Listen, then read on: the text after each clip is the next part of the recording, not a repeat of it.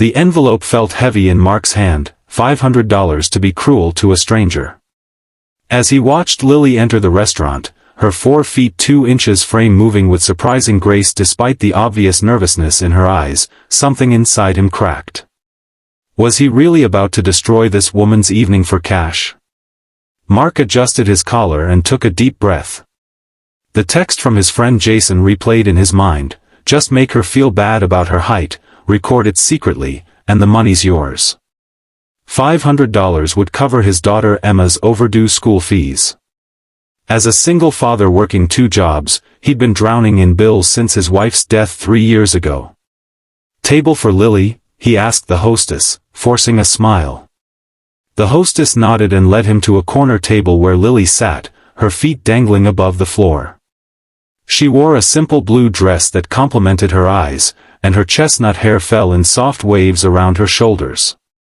When she looked up and smiled, Mark felt his stomach twist with guilt. "You must be Mark," she said, extending her hand. "I was beginning to think you might not show." Her voice was warm, musical even. Mark shook her hand and sat down, acutely aware of the phone in his pocket, recording as instructed. "Sorry I'm late. My daughter had a bit of a meltdown about me going out tonight."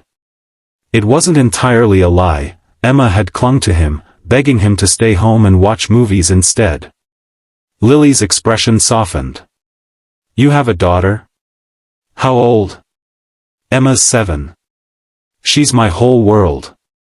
Mark found himself pulling out his phone, not to check the recording, but to show Lily a photo of Emma missing her 2 front teeth and grinning widely. "She's beautiful," Lily said, her eyes crinkling at the corners.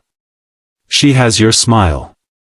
The conversation flowed easily after that. Lily was a kindergarten teacher who loved her job, volunteered at an animal shelter on weekends, and had a contagious laugh that made Mark forget why he was there in the first place. She spoke about growing up with achondroplasia, the most common form of dwarfism, with refreshing candor. "Kids are actually the best," she said, sipping her wine. "They just ask questions directly, 'Why are you so small?' And I tell them. It's adults who stare and whisper, or worse, pretend not to notice anything different at all." Mark nodded, thinking of the envelope in his car. The plan had been to make a scene halfway through dinner, to say something cruel about her height and walk out, leaving her humiliated. Jason and his friends would pay for the entertainment. The thought now made him sick. "What about Emma's mom?" Lily asked gently. "If you don't mind me asking." Mark rarely talked about Sarah, but something about Lily's genuine interest made him open up. "Cancer. 3 years ago. It was quick, too quick. One day she had a headache, 6 months later she was gone." Lily reached across the table and placed her hand on his. "I'm so sorry, Mark. That must have been devastating for both of you." Her touch was warm, comforting. Mark felt tears threatening and blinked them away. "It's been hard. Especially financially. I work as an accountant during the day and drive for a rideshare company at night. Emma stays with my sister when I'm working late." "That can't be easy," Lily said, her eyes full of understanding rather than pity. "We manage," Mark said, though the stack of past due notices at home told a different story. As dinner progressed, Mark found himself genuinely enjoying Lily's company. She told him about growing up with 3 older brothers who never treated her differently, about her dream of opening a preschool specifically designed to be inclusive for children of all abilities, and about her disastrous dating history. "Most men either see me as a novelty or they're embarrassed to be seen with me," she admitted. "This is actually my first date in over a year. My friend Angela practically forced me to sign up for that dating app." The guilt that had been simmering in Mark's chest boiled over. He couldn't do this to her. He wouldn't. "Lily, I need to tell you something," he began, his voice tight. But before he could confess, his phone rang. It was his sister Kate's ringtone, the one she only used for emergencies. "I'm sorry, I have to take this," he said, stepping away from the table. "Mark, It's Emma, Kate said, her voice shaking. She fell off the swing set. We're at Memorial Hospital. She's asking for you. The world tilted. I'm on my way. He returned to the table, his face pale. I have to go. Emma's in the hospital, she fell in. Go, Lily said immediately, standing up. Do you need a ride? Are you okay to drive? Mark shook his head, already pulling out his wallet to leave money for the bill. I'll be fine. I'm sorry about dinner. Don't apologize, Lily said firmly. Your daughter needs you. That's all that matters. In the chaos of the moment, Mark forgot about the recording, about Jason's money, about everything except getting to Emma. The hospital waiting room was cold and sterile. Kate met him at the entrance, explaining that Emma had fallen from the top of the swing set and broken her arm. She was being prepped for a minor surgery to set the bone properly. She's scared, Mark, Kate said. But she's being so brave. Hours passed in a blur of forms, doctor consultations, and worried pacing. When they finally let Mark see Emma, her small face was tear-streaked, her arm in a temporary cast. Daddy, she whimpered, reaching for him with her good arm. I'm here, sweetheart, he said, carefully embracing her. I'm right here. The doctor explained that Emma would need to stay overnight for observation, and that the surgery was scheduled for early morning. Mark nodded, mentally calculating how much this would cost, even with his insurance. It would be thousands, money he simply didn't have. As Emma drifted off to sleep, sedated by pain medication, Mark stepped into the hallway and leaned against the wall, overwhelmed. That's when he remembered the envelope in his car, Jason's blood money. He could use it for Emma's medical bills. But the thought of earning it by hurting Lily made him nauseous. His phone buzzed with a text. It was from Lily. How's Emma? Is there anything I can do to help? Mark stared at the message, surprised she'd reached out. He hesitated, then replied honestly, she broke her arm. Surgery tomorrow. I'm worried about the bills. Lily's response came quickly, I'm coming. Which hospital? Before Mark could tell her not to bother, she sent another text, don't argue. Just tell me where you are. An hour later, Lily appeared in the hospital corridor carrying a stuffed teddy bear and a bag of snacks. She looked smaller somehow under the harsh fluorescent lights, but her presence filled the empty space beside him. You didn't have to come, Mark said, his voice rough with emotion. I know, she replied simply. How is she? Mark updated her on Emma's condition, the words tumbling out along with his fears about the medical costs. Lily listened without interruption, her face compassionate. Can I see her? She asked when he finished. Mark led her into the room where Emma was sleeping. Lily placed the teddy bear beside her and gently touched the little girl's hand. She looks like a fighter, Lily whispered. She is, Mark agreed. Just like her mom. They returned to the hallway, and Mark couldn't hold back any longer. The weight of his deception was crushing him. Lily, there's something I need to tell you, he began, his voice shaking. About tonight. About why I asked you out. Lily's expression grew guarded, but she nodded for him to continue. Mark explained everything, Jason's cruel proposition, the money, his desperate financial situation. With each word, he expected Lily to walk away in disgust, but she remained still, her face unreadable. I didn't go through with it, he finished. I couldn't. You're amazing, and what they wanted me to do was horrible. I'm so sorry for even considering it. Silence stretched between them. Mark waited for her anger, her hurt, her rejection. Instead, Lily asked quietly, do you still have the recording? Mark nodded, pulling out his phone. He'd forgotten to stop it, the entire evening was captured, including his confession just now. Send it to me, she said, her voice steady. What? Why? Because, Lily said, a determined glint in her eye, I think your friend Jason and his buddies need to learn a lesson about human decency." The next morning, after Emma's successful surgery, Mark's phone exploded with notifications. Lily had posted the audio recording on social media, edited to protect Mark and Emma's privacy but including Jason's full name and the details of his prank. The post was going viral, with thousands of people expressing outrage at Jason and sympathy for Lily. More surprisingly, a fundraising page had been set up for Emma's medical expenses. Donations were pouring in, already exceeding the expected hospital bill. "You did this?" Mark asked Lily when she returned to the hospital with breakfast and a coloring book for Emma. "People can be cruel," she said, "but they can also be incredibly kind when given the chance. I've dealt with bullies my whole life. I've learned how to fight back."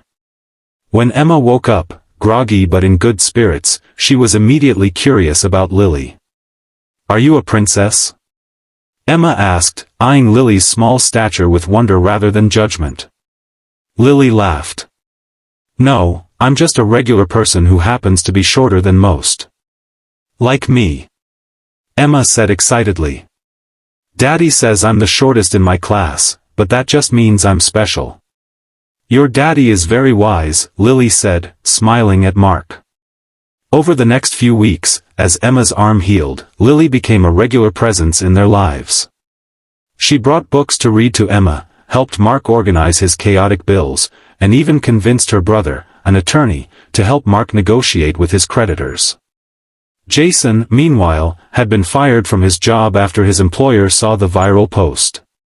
He sent Mark a series of angry texts, then a grudging apology when the public backlash became too intense. Mark deleted them all without responding. One evening, as they sat on Mark's small balcony after Emma had gone to bed, Lily asked the question that had been hanging between them. "Where do we go from here, Mark? This isn't exactly how most relationships start." Mark looked at her, really looked at her. In the soft glow of the string lights Emma had insisted on hanging, Lily's face was open, vulnerable, beautiful. "I think," he said slowly, "that sometimes the worst beginnings lead to the best stories. I was hired to break your heart, but you ended up healing mine instead." Lily smiled, her eyes shining with unshed tears. "That was incredibly cheesy." "But true," Mark insisted, taking her hand. 6 months later, Mark stood in the small garden behind his sister's house, watching as Emma, her cast long gone, twirled in her flower girl dress. Beside him, Lily adjusted his tie, her engagement ring catching the sunlight. "Nervous?" she asked. "About marrying you?" "Never," Mark replied. "About my vows?" "Terrified." Lily laughed. "Just speak from your heart. That's what you did the night we met, even if you didn't realize it at the time." As their small gathering of friends and family took their seats, Mark marveled at how completely his life had changed. The fundraiser Lily had started had not only covered Emma's medical bills but had also helped Mark pay off his most pressing debts.